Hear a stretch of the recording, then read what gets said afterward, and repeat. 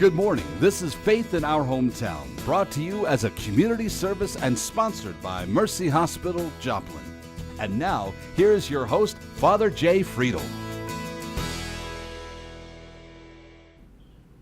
Good morning and welcome to Faith in Our Hometown, our local show here in the greater Joplin area where we get a chance to talk about faith and the things that are going on in our lives and how those things intersect for those of us living here in the greater Joplin area. My guest this morning is going to be Clark Clayton, who works for Life Choices Health Network. One of the things that we're going to be talking about this morning is going to be one of those things that you get to educate about all the time, Clark, which is the prevalence of pornography and the way that it kind of has filtered into our society. Something that used to be a situation where you would have to sneak to a seedy area of town and do the walk of shame, now is just done with a few clicks of a button and it's right there in front of everybody. And because of its prevalence, it is really changing the landscape a great deal. So we're going to be talking a little bit about what we might do about some of that and how we might speak to the people here in our area. We'll be right back after this Mercy Minute. Don't go away.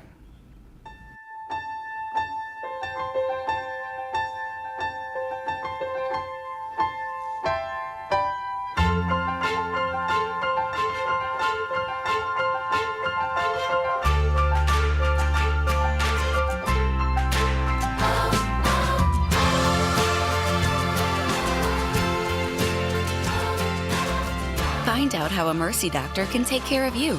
At Mercy, your life is our life's work.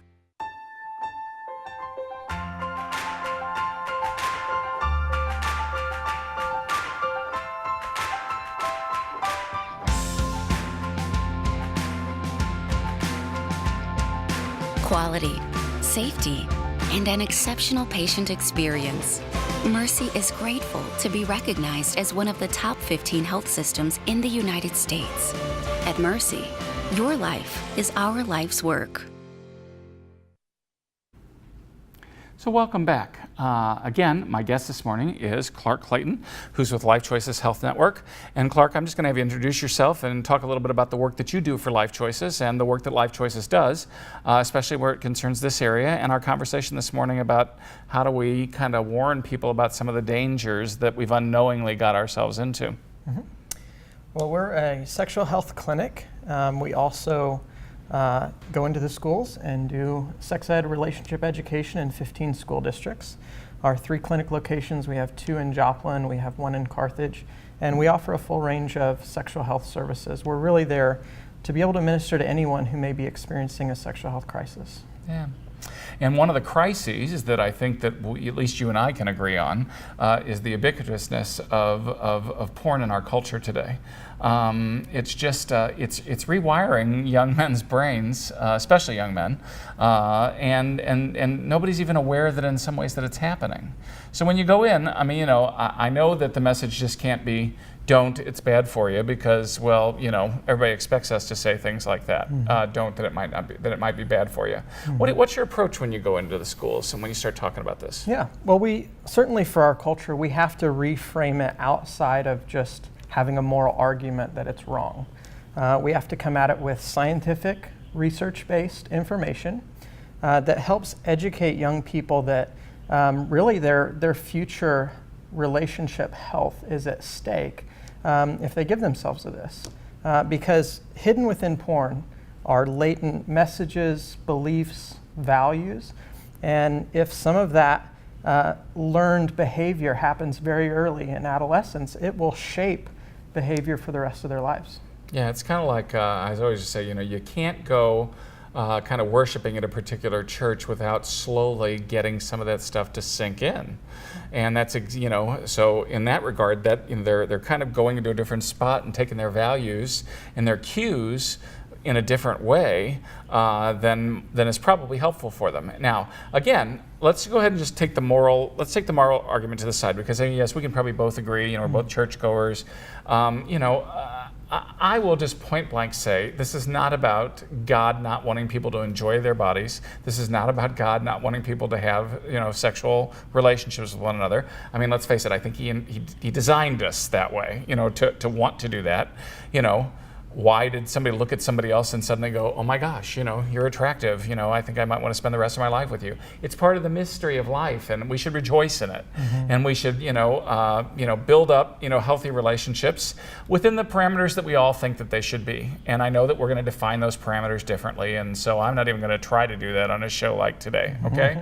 But what I do think is true is that there is a lot of scientific evidence, not because we don't want people to appreciate who they are or revel in their sexuality, but the way that society, or the way that, I shouldn't say society, but the way that certain parameters of society have tried to frame that argument that anything goes and that this isn't harmful for you and watch everything and it's all wonderful, is really selling everybody kind of a bill of goods. Yeah, that's exactly right. Specifically, porn has pretty much become modern day sex education for young people, simply because of its accessibility. You give your kid a cell phone for Christmas, you're pretty much handing them porn, unless you have put the right software in place and the right kind of monitoring ability. Access is just so simple. Yeah. The average age of first exposure to porn in the US right now is 11, and that's a very conservative kind of basis. Yeah. And if that exposure continues, it will certainly create very warped ideas about human sexuality. Yeah, and I think that again, dealing with my students, when I was full time at the university in Cape, when I was dealing full time with my students, they just had no idea that slowly they were just giving themselves over to all kind of images and stuff that were going to create all kinds of problems for them when they were actually trying to successfully navigate a real relationship. Right. And so my point for them was, don't watch it because I don't think it's healthy for you. Don't watch it because, or don't get into it because you have no idea how that's going to affect your ability to relate into the future. That's right. A couple of the beliefs and messages that porn has, specifically that it will teach young men about sex, is that sex should be accessible at any time, because porn is accessible at any time. Right. And so they bring then into a relationship that I should be able to demand sex as much as I've become accustomed to because of my demand for porn. It's also going to teach young men that women are really just to be dominated and used, because that's how women are treated in porn. It will also give him the message that sex is really just about his pleasure. And honestly, that's when the porn scene's over, is when he's done. And then it also kind of lays in this thought that whenever I grow bored with a certain person and a certain activity, then I can just move on to something else that's a little more exciting. Yeah. And those are all messages that I think that have already taken root in the culture, at least as far as I can see it. I mean, those are the things that my college students, struggle with all the time. And I think of one particular student, and this is way back a long time ago, so nobody at Missouri Southern, everybody relax. But one of my students was in the middle of trying to navigate a new relationship, and he was just so scared that he was going to mess it up because he was so used to the hookup culture, that suddenly when he did find somebody he was really interested in, he almost messed it up several times in the first few months, because he was just so used to moving on to the next person. He was so used to not being disciplined, so used to that message of, well, I should be able to do this anytime I want. And when he was actually starting to navigate a relationship that really started to matter to him, he was scared to death he was going to mess it up. Mm-hmm. And without some other counter coaching, I really think he would have messed it up. Now, gloriously, I got to say, they've been married now for several years. But I mean, it really took a lot of unlearning of some pretty unhealthy behavior that made the relationship possible, Absolutely. It can even affect the intimacy within the relationship, because if you think about it, if this early exposure is happening and it's typically accompanied with self-pleasure, then really what the individual is doing is conditioning their mind and their body to experience sexuality in isolation, right? So that arousal state and that release state is something that is happening very privately, so that if they move into a relationship where sexual activity is introduced, it can be incredibly uncomfortable and even anxiety producing. And so a lot of, especially millennials, just find relationships in general to be very awkward experiences, because it's a whole lot easier just to seclude yourself in your dorm room, to seclude yourself in your apartment, and just utilize porn for your sexual lifestyle. You can still have friends, you can still have relationships, but because that's been the environment that sexuality has been cultivated, it becomes a very private issue. Yeah. And again, what so many people are saying that they're hungry for is relationship. But in this great age of freedom, we've kind of tripped people up to be able to excel at the relationship because of what we've touted as, a freedom that everybody should have to, be able to watch whatever they want and do whatever they want in the privacy of their own home. It's just I'll never forget when when I was in high school and one of the priests that was teaching us said, masturbation is really a social act. And we all just laughed. We thought, what do you mean it's a social act? But what he was saying is that even that choice to isolate and to do that is affecting in terms of the way you actually encounter and live out relationships, which that was a shocking thought to me as a 17-year-old that really was in some ways a social act, and it was tied in with all those other things that I wanted in terms of life and love and relationships and all those things, but yet that I was kind of in the middle of maybe messing it up,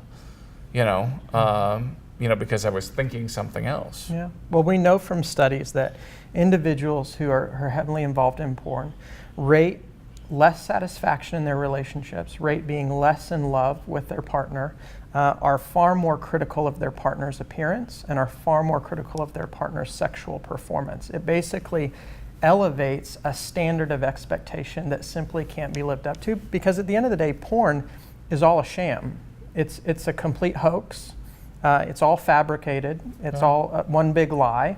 But when you consume it to that level, it creates an expectation that you want to experience personally that another person just isn't going to be able to deliver. Yeah, it's a great challenge in terms of wanting a relationship, but yet thinking that as something else that has been considered now the norm is actually tripping you up in the way that you're going to do that. And that's even without, somebody like me coming in and saying, well, then where's your soul in the middle of all that too? Mm-hmm. This is just the what we know about what happens to the physiology of a person and the way that's happening. One of my friends who's a sex addictions therapist in the St. Louis area, he talks about the fact that, and has shown me a few things on the rewiring of the human brain, that, that actually, adolescent brains especially are very, in their developmental stages, are very prone to being able to be rewired. Absolutely. And he showed me some of the mechanisms of how that actually takes over physiologically, and nobody is warning anybody. Yeah. It's those neuroplasticity years from around age 11, 12 through 21 to 22 when our brains are totally pliable. Oftentimes we talk about teen reckless behavior. They're just not making good decisions. It's because it's during that time in their life that their brains are most open to new experiences. And so it's a wonderful gift God has for us, but we have to be able to understand that where we're drawing that information from can have a huge impact for where we go in life. To give you a little example of what this looks like practically is individuals that are addicted to porn and are actually experiencing physiological effects from that addiction. Hang on just a second. I'm going to interrupt you for just a second. We're going to come back. We're going to start with that right after this break. We'll be right back. This is Faith in Our Hometown.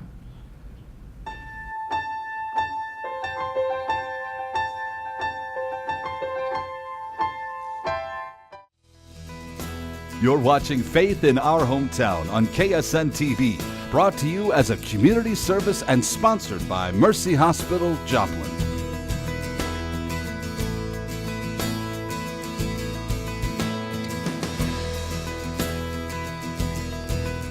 So welcome back. My guest this morning again is Clark Clayton with Life Choices Health Network. And we were talking a little bit before the break. I want you to go back right to where you left off. Sure. In terms of that. Yeah. So scientific studies have shown 1 out of every 3 young men 18 to 25 are now experiencing some form of erectile dysfunction due to porn use. And this has to do with the rewiring of the brain. And when these individuals come to this realization, oh my gosh, I can't sexually perform, and they want to recover, they want to rehab from this, the research tells us that if the man is over the age of 30 and completely cuts cold turkey, stops watching porn, stops masturbating, on average, he's going to experience a return of full sexual performance in about 30 days. If the individual's under the age of 30, same kind of deal, stop watching porn, stop masturbating, on average, it's taking him about 6 months. Wow. And you go, wait a second. Why? Yeah. Why is it that the old guys can recover 5 times faster than the young guys? And it actually has everything to do with the type of porn they were initially exposed to during those neuroplasticity years of adolescence. If you're over the age of 30, that introduction to porn was likely a magazine. Mm-hmm. Pretty boring, right? Whereas if you're under the age of 30, typically that first exposure was going to be high def, high speed, internet porn, unending novelty, a far more powerful and insidious type of media. Yeah. And it just gets its hooks in a way that everybody would swear, no, well, no, it's not going to happen to me, or, well, what's the big harm, or you're being a prude, or whatever. And unfortunately, it's the nature of the beast, because of the way it works on those, the way that the brain fires, that gets everybody in the trouble that they're in. Yeah. You know? I actually had, just a few months ago, an 18-year-old young man come to the clinic thinking he had some kind of an STI because he wasn't able to get an erection. And he'd never experienced this before. It was very bizarre to him. He had no idea what was going on. And so I just asked him, I said, do you watch a lot of porn? And he kind of shuffled around a little bit and he goes, well, yeah, almost like who doesn't watch a lot of porn, right? Right, exactly. And I was just able to explain to him, well, it kind of sounds like what you're describing is that your brain no longer is attuned to being able to be aroused in that type of a setting, because it's been so conditioned that arousal is only something that happens with you and your digital device. And that's very, very true. It's not that these individuals can't achieve an erection, because if they were to go to their room, if they were to shut their door, if they were to pull out their laptop, they would instantly be aroused. It's this ulterior type of relationship that involves another person, that actually involves physical touch with another person, that involves eye contact with another person, that involves emotional vulnerability with another person, that all of a sudden their brain's going, I don't know what we're doing here. This is completely uncomfortable. This is foreign territory to me. I don't know how to react. I don't know how to respond. Yeah. It's scary. I mean, when I stop and I think about, because, I just think about all of the kids that I deal with, and again, our Catholic school kids or Catholic kids are no more immune than any other, group in the world in terms of stumbling over all this stuff and using it. And as a result, and let's face it, there is a certain amount of experimentation that is, quote, normal, when you are young, to figure out, well, where am I in all this and what does it all mean? And I understand all that, but it's just trying to get that other message out there, that says, but this stuff isn't stuff to be, toyed around with because it is so insidious and it can get you so fast that, I just want them to be able to, for those that are going to marry, I want them to be able to be happy. I want them to be able to be faithful. I want them to be able to thoroughly enjoy that aspect of their lives together.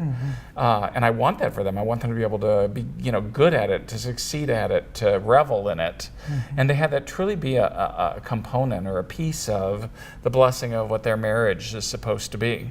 And that's what I really want for them. And the whole time I'm trying to also back here, say, but be careful over here, because this stuff can bite you so fast. Yeah. And again, if you think about it, if this research data is true, this exposure to porn is happening in most people's lives before puberty is actually kind of in full swing. And so if this information has kind of already been embedded, and then their bodies begin to change and hormones kind of come into the picture, and this desire to express themselves sexually. Well, if their first exposure to sexuality has happened on a digital platform through pornography, then naturally that first format for sexual expression for them is likely also going to happen on a digital format. And so in the studies, they've been able to determine the primary influencing factor for sexting among youth culture, youth sending explicit images of themselves naked to another person over their mobile device. The one form of media that's influencing that more than anything else, more than the movies they watch, more than the music that they listen to, is the presence of porn. Yeah. And it has to do with that, well, sexuality is something that happens digitally. And so as I awaken to my sexuality, it's something I'm going to begin to practice digitally. Yeah. And again, you know, the mystery of a human relationship is not pixels on a screen. You know, that's where the fallacy is that that's all just fake. I mean, you know, it's all you know, removed from reality. Right. And yet that you know, it's so prevalent that people get sucked into it so fast that they don't even know what they're getting sucked into before it's, you know, in some ways too late and some damage has already been done. Yeah. So how do we counteract this? How do we counteract the damage? How do we do some of those things? Well, first off, I think there has to be a social recognition that pornography is a significant health concern. It's a significant cultural concern. And we've heard for years and years and years from the porn industry that it's art, it's entertainment, it's free speech, it's all of these types of things. And yet what they're not telling you is that half of all human trafficked victims in the US have been forced to make porn. Well, that takes it out of the realm of free enterprise. This makes it an issue of human slavery. In fact, researchers are now suspecting that porn is actually the leading cause of human trafficking in the United States. And the average age of the human trafficked victim is 12 years old. So if we can get that message out there, if communities can understand that our acceptance of this, or at least our treating this as a non-issue, is actually a dismissal that human trafficking, that sex trafficking is a non-issue. If we can bring that to light, then we might actually be able to see a change in culture in terms of attitude and behavior. Yeah, and to get people to realize that they're, you know, so you know, well, who's it hurting?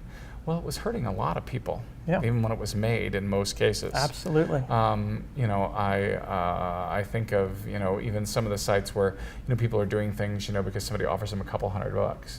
Well, you know, it's in some ways the oldest game in the world of, well, okay, I'm gonna hit your vulnerabilities and I'm gonna entice you in to do this because you need the money. And somebody slides you this money and then you can do this, and then we can all say it was a quid pro quo. You know, it was just an exchange of services and nobody got hurt. Well, did really nobody get hurt? And is really nobody else getting hurt in the interim? Right. You know, with it being, you know, plastered all over the internet for everybody to see. Yeah. And again, the answer to that is that, you know, it's not a victimless crime. Right. You know, some people argue whether it's a crime or not, but certainly the buying and selling of human beings is certainly a moral issue. Absolutely. And whether it's legal or not doesn't mean it's right. You know, but again, I don't necessarily expect all kids to get that part of the argument, you know? But I think the argument that I think in some ways they can get is, do you want to relate to a screen the rest of your life? Because, I mean, there's lots of other studies out right now that, you know, that millennials are waiting, you know, that they're not having as much sex. Well, the reason why they're not having any sex is because they are, in some ways, just doing it with a computer screen in their room. Right. And, you know, while some people are rejoicing in the one statistic, I don't know that that's a lot to rejoice in. Right. Because really we're enslaving a new generation. That's right. In a way that they would never have conceived. Right. In the name of freedom and free speech. And the fallout from that is fewer relationships, fewer long-lasting relationships, fewer marriages, fewer families, and you begin to see the systemic breakdown of community because no one knows how to relate to each other anymore. Yeah. And it's kind of a shame because, really we so often, churches get a bad rap for, wanting to, quote, ruin everybody's fun. But the way I look at it is really, in so many ways, we're trying not to ruin everybody's fun, but to save their fun for something that's real rather than something that is artificial. That's exactly right. Any commercialization of sex is really just the commodification of using another person for sex, right? So it's a dehumanizing practice. I would even say it goes so far to be anti-human. Yeah. And anytime you deny someone else's humanity, you end up denying your own. Yeah. And it's that great slippery slope that when you start doing it in one area, pretty soon you start doing it in another area. Pretty soon, you're falling down into this pit, and you don't even know that that's where you've hit. Well, Clark, thanks for being with us this morning. We'll be right back after this Mercy Minute to wrap up. Don't go away.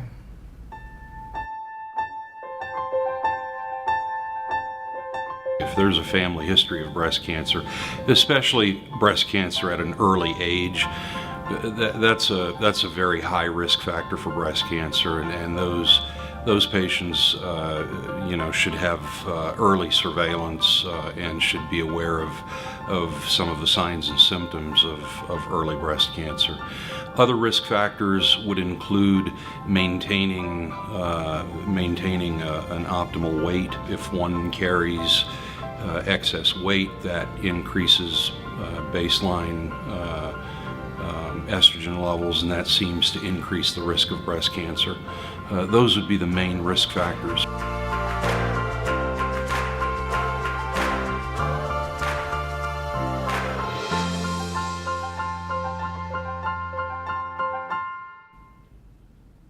Well, thanks for joining us this morning for Faith in Our Hometown. Again, our guest this morning, and our thanks to you, Clark Clayton from Life Choices Health Network. Life Choices has always been involved about the sexual health of the whole community. And this is one of those where you guys are fighting a very important battle. And that is for the sexual health of our young people, especially in light of the fact that porn has become so prevalent in our society, and literally it's rewiring the brains of so many of our young people to where they don't even realize that their ability to have a good, healthy relationship is being imperiled by some of the stuff that's kind of become so accessible and crept into our homes. Again, we're not about trying to spoil people's fun or their sexual lives, but really what we're trying to do is to save them for them.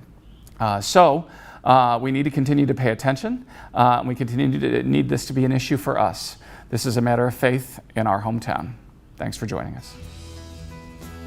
Thanks for watching. Faith in Our Hometown can be seen Sunday mornings at 6:30 and 9 a.m. on KSN. Brought to you as a community service and sponsored by Mercy Hospital, Joplin.